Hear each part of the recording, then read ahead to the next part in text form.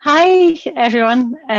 Thanks. My name's Katy McNeil. I'm the Programme Director of Connecting Scotland at the Scottish Government.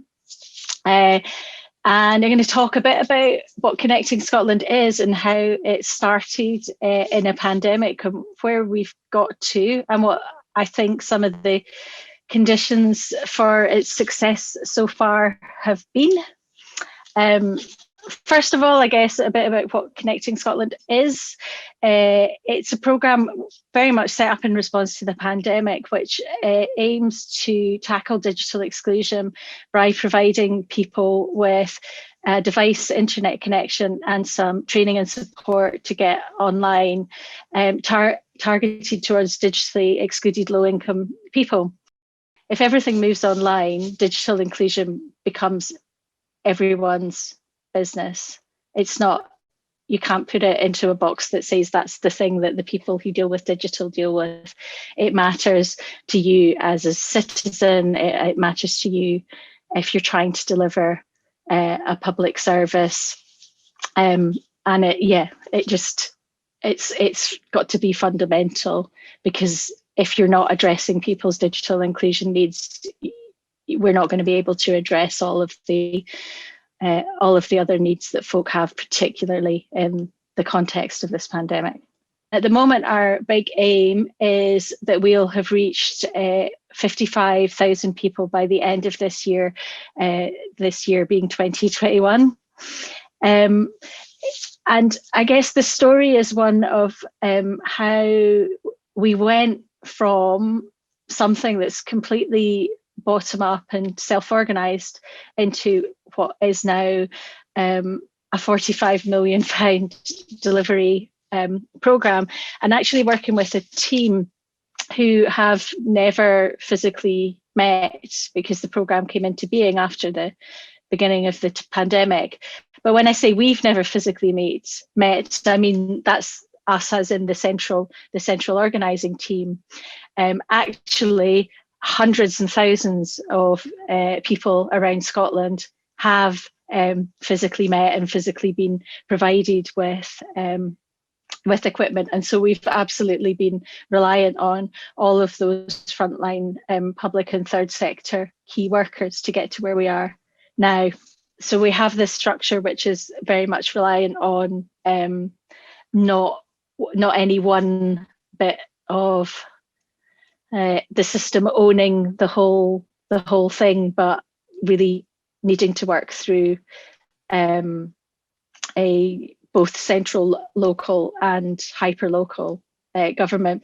We also had to do this at an incredible pace, and I looked back when I was preparing for this call, that we moved from a call to action in March to sort of volunteer structure in April, to receiving funding in May, rolling out relatively large pilots in June, moving on to main application phase in July, with delivery mostly in August. By August, we'd managed to secure another £15 million of funding to target families with children and young people leaving the care system. And that then led really rapidly to the next month in September, receiving more funding through the programme for government. And then by the time we got to November, even more support to help tackle what looked like the emerging issue of people being asked to go back down into lockdown over the winter, and particularly to run a phase that was focused on the needs of older and disabled people who are particularly socially isolated. So it kind of feels unbelievable that even now, this time last year, Connecting Scotland didn't exist. In March, when it looked like a lockdown was becoming more certain and more imminent, Kat McCauley, who's the chief designer at the Scottish Government, and some others like Jane Morrison-Ross, who's chief executive of Scotland IS, and partners at Scottish Council for Voluntary Organisations, started a campaign on Twitter that really was saying no one should be left behind in a digital Scotland, that there was a real risk that if we went into lockdown, that those who were, particularly those who were being asked to shield, were going to be often those who had the worst health were also those who faced other inequalities, who were also far more likely to not be online already and would be facing, potentially months without a connection. By the time we got into April, that sort of call to action had led to, I think there was around 50 people sort of signed up to join daily calls to talk about how we might tackle digital exclusion in Scotland. And those people range from across the Scottish tech and IT sector, so from Scotland IS, the industry body, colleagues in companies like Accenture, Gartner, Leidos, Microsoft, Google, Apple, Amazon, so a lot of the bigger players in the tech scene, public sector organisations like Healthcare Improvement Scotland, the local government digital office, and Scottish Government, and of course many of our third sector colleagues, SCVO, taking the lead as the national umbrella organisation for voluntary organisations. And from that coalescing into something more structured, a bid was then able to be put into Scottish Government's Communities Fund, which led in early May to the proper formation of Connecting Scotland, then as a programme with a £5 million budget, with an aim to reach 9,000 people who were at risk of COVID. And it was at that point that I joined the team. So I joined, I guess, at the point at which it was transitioning into a programme structure, but was still very much reliant on volunteers from outside of public services. So I suppose that's the sort of origin bit of it, as very much self-organising, call to action, and something that then got adopted by government. So I had to move at a rapid pace, but we also knew that we weren't going to get it right. So I think there's been conscious experimentation. 2 pilot schemes were run. So the first was spun up really, really quickly. I think the first devices went out in April to people at Glasgow Disability Alliance and Govan Housing. From those, we learned a lot of lessons about how much support is needed, what it means to deliver that service in a lockdown. And a second pilot was spun up this time with Children First in Arbrawf for children and families, with around 100 devices going to each of those. And then by the time we got to May and June, we'd started doing a sort of pilot rollout of what a big delivery of 9,000 devices would look like. Where I'll go to next in that is talking about the rollout of devices.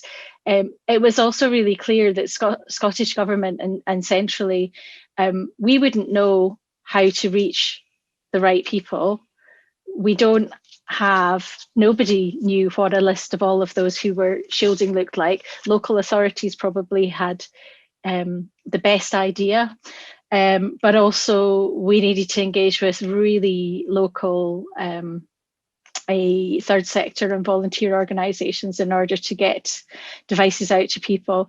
And so the way in which Connecting Scotland is set up is that the Scottish Government identify who we think in consultation with everyone else, priority groups. From that, then application processes opened up, and that's managed at a local authority level. So SCVO, the Council for Voluntary Organisations, hosts the applications, but they are considered by local authority partners. And applications are welcomed from anyone who's delivering local services, whether they're in the public or the third sector. And I mean, over the course of the first phase, I think we had almost 600 different organisations were involved, overall 32 of Scotland's local authorities. So one of the interesting things there, you asked about emergent leadership, is that what we were doing, and I suppose we probably were able to do it in the context of a pandemic, was we're very aware that we looked elsewhere, we looked internationally to try and find examples when people had tried to tackle digital exclusion at a large scale before, and we couldn't find any. We did know that at a small scale, what you needed to provide a device, but that's not enough. You need to provide a connection, but that's not enough. People need skills and confidence to get online. And that in order to build skills and confidence, a link to a person who understands your context is more important than a link to a person who is an IT specialist. We've been reliant on this idea that, as well as engaging hundreds of different local third services and public services, that we also now have, we must be pushing up towards 2,000 digital champions now. So individuals who can help support people take their first steps towards getting online, which I just think is just incredibly powerful, that we've got so many people online, but we've also got so many other people beside them supporting them. I think that on a personal level, I can't try to know everything, and I can't be worried about everything all of the time. You have to accept that there's an awful lot that's unknowable there, and also, I suppose, be clear what we don't know. And when we look back with hindsight, we can see, I wish we thought about doing something about that. But each time we run a new application phase, then we're learning a bit more, then we're kind of pushing it a bit further into what's going to make this the most successful. And now we have so many more citizens who are being included. What is that going to mean for Scotland, and what's that going to enable for them in their lives that might not have been possible without it? Often I don't feel like I'm leading it because there are so many other people involved, and there are so many other people who've played such key roles. So my counterpart, David McNeil at SCVO, who is the lead in delivery partner. If I'm the part of Scottish part of Connecting Scotland that's homed in Scottish Government.